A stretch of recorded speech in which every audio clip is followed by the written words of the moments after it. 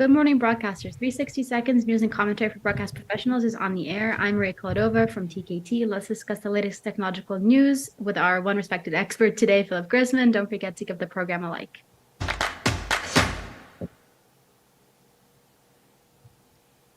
Wirecast introduces an AI-driven virtual assistant in its latest version, offering real-time walkthroughs, technical guidance, and multilingual troubleshooting. Users can also expect enhanced production tools like custom LUTs, video filters, and SRT features. New flexible pricing plans make these advancements more accessible. So, Philip, can you break this down for me?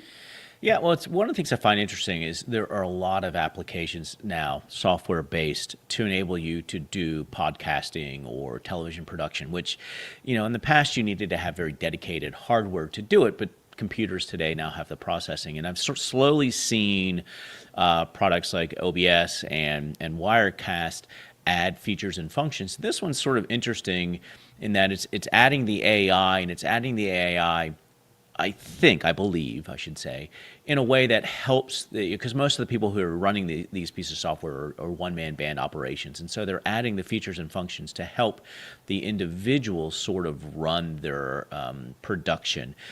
They're bundling a lot of things in. I think they've sort of made their pricing model, I would say more reasonable, but it's definitely not outrageous. It's a little over $300 a year, I believe, $350 for the full-fledged Wirecast Pro, which gives you a lot of features and functionality. So it's exciting to see. I don't know if that means it means there's going to be a lot more content available for people to consume. I don't necessarily know if it means it's going to be better content, but we'll see.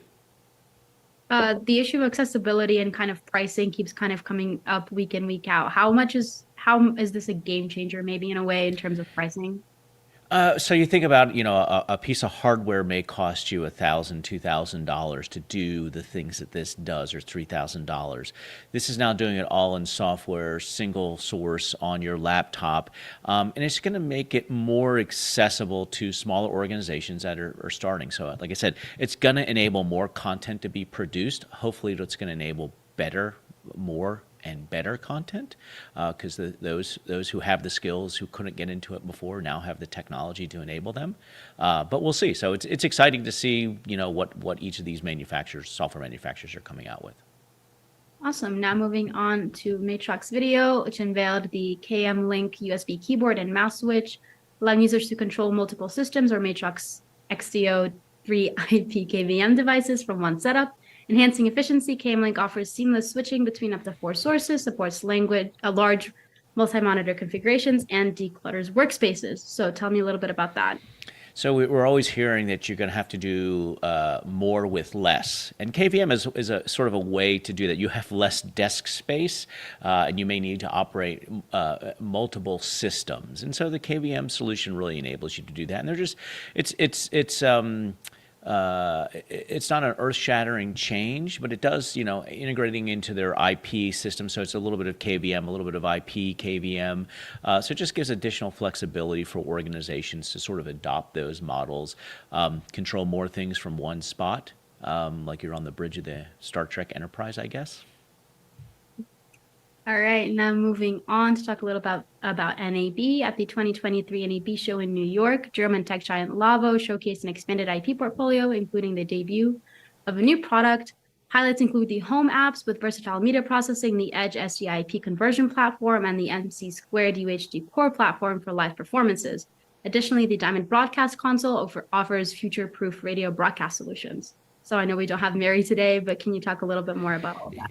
Yeah, well, I think that the couple things. One is Lava's really come a long way. They've been an IP on the audio side. They're now taking that skill set, applying it to video.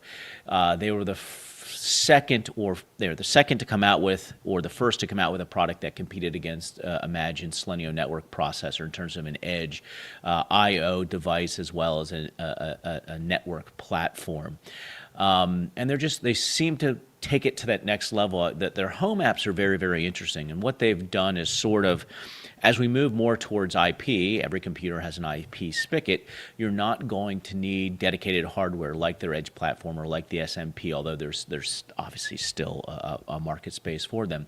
But they're moving into that pure software model. So now it's just a matter of processing. What that does is gives you flexibility.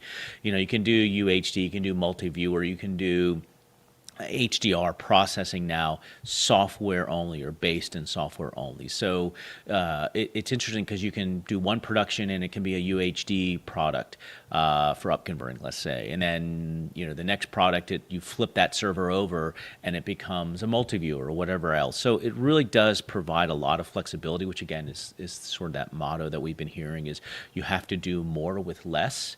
I always say eventually you do less with less, but this is enabling you to take it a little bit further and really optimize your hardware, those underlying servers that you have in your solutions, to be able to do those things that in the past used to take dedicated hardware. And hopefully, I haven't looked at the pricing, but hopefully their pricing's going to align a little bit more with a software versus hardware, but we'll have to wait and see. All right, well, that's all the time we have today. Many thanks to Philip. We will see you next Monday at the same time, and don't forget to comment on the news that we've discussed. Goodbye. Bye-bye.